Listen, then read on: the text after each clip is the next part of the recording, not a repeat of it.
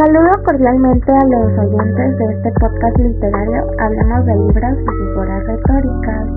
Me presento a ustedes. Soy su servidora María José Luna Muñoz, pero me gustaría preferiría que me llamaran por el apodo de Majo. Actualmente estoy en mi último año de secundaria, siendo perteneciente al grupo A en el Colegio México. En este episodio me encantaría hablarles acerca de un libro que hemos estado leyendo este mes por parte de la materia de español. Este aporta un porcentaje de 20% de nuestra calificación final. El nombre de este libro es A donde no conozco nada, del autor Antonio Malpica.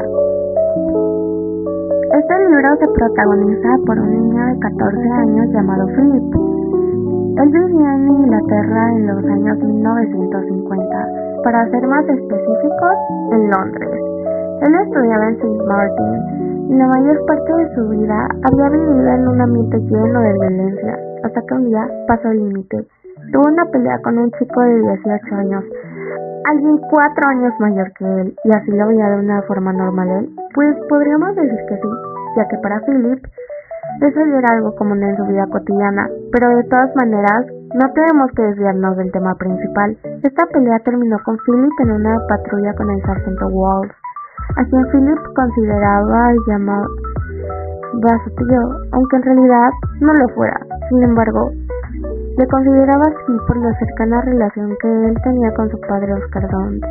Para no meterlo a la cárcel, decidió enviarlo a Dinamarca por 3 meses para demostrar que puede vivir sin violencia en su vida. En esto mismo voy a tomar una pausa para mencionar otra cosa. Philip fumaba. Incluso tenía tatuajes. Hay que recordar que tiene 14 años.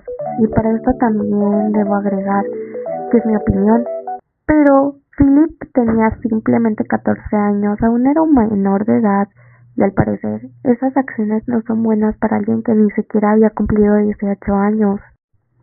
En su estancia en Dinamarca, se quedó con un primo tercero de su padre, el viejo Joder, quien solía ser presentado como alguien gruñón y amargado.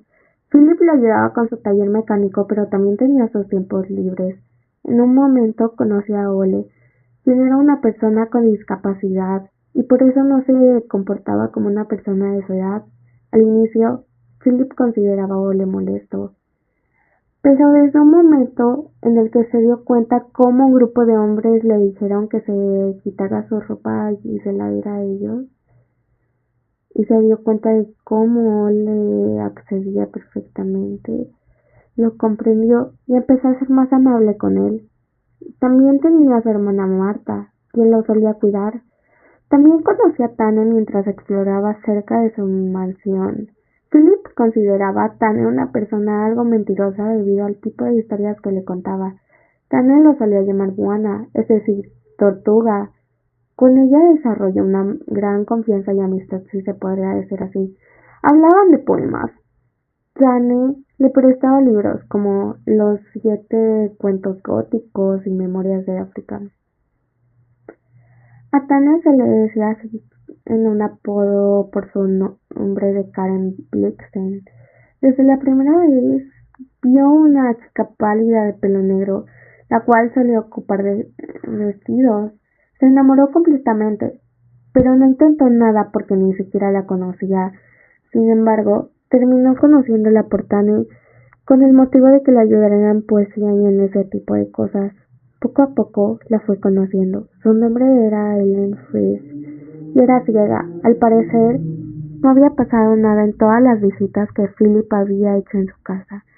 No fue así hasta que llevó un disco de rock para... En su estancia en Dinamarca, se quedó con un primo tercero de su padre, el viejo Joder, quien solía ser presentado como alguien gruñón y amargado. Philip le ayudaba con su taller mecánico, pero también tenía sus tiempos libres. En un momento conoció a Ole, quien era una persona con discapacidad, y por eso no se comportaba como una persona de su edad.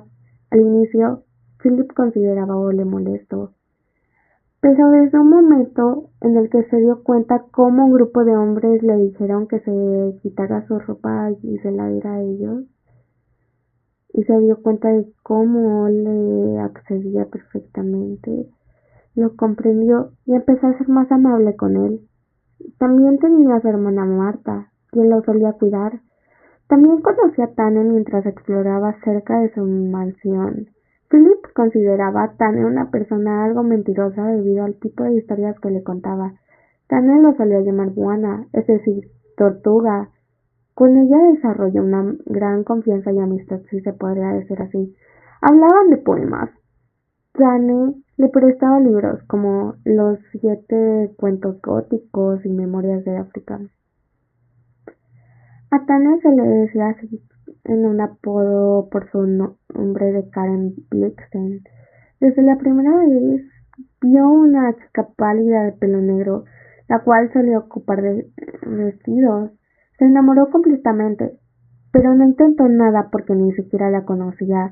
Sin embargo, terminó conociéndola por Tane con el motivo de que le ayudara en poesía y en ese tipo de cosas.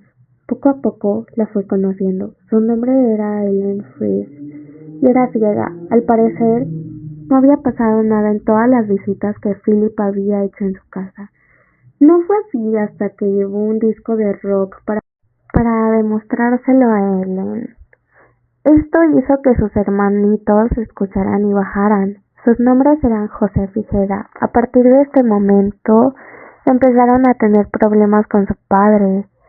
Posteriormente, descubrió que su padre era sumamente estricto. No tenían permitido bajar ni salir de la casa, no escuchar música, ni mucho menos recibir visitas. En los últimos días de Philip en Dinamarca, decidió llevarse a Ellen y a sus hermanos a Inglaterra debido a que su padre los maltrataba cruelmente. Él le prometió a Ellen que hablaría con su padre y no tenía que preocuparse por eso. Sin embargo, terminó siendo duramente golpeado por él. También descubrió que Ellen era la única que no era maltratada por su padre, ya que él la dejó ciega en el momento en el que la tiró de las escaleras. Cuando regresó a Inglaterra, ya que su tío, bueno, como le decía de cariño al oficial y sargento Wolf, fue por él a Dinamarca. Terminaron volviendo a Inglaterra y fue internada en una correccional por 3 años. Cuando salió de ahí, buscó a Ellen y a sus hermanos. Ellos dos se casaron y se mudaron a México. Por último agregaré una parte que olvidé mencionar anteriormente.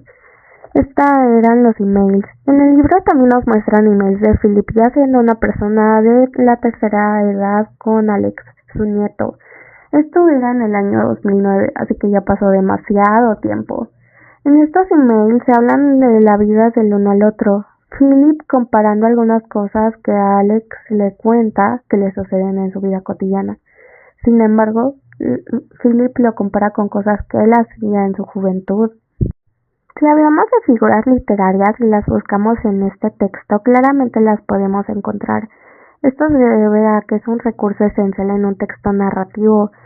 No se utiliza siempre, pero suele ser utilizada para embellecer el lenguaje de la narración del texto y así dar efectos expresivos. Quizás un ejemplo de la metáfora podría ser: José reparaba en su deformidad, ya que se reemplaza el significado original por otro semejante, al igual que bufó el viejo y frente a sus acuiciosos ojos.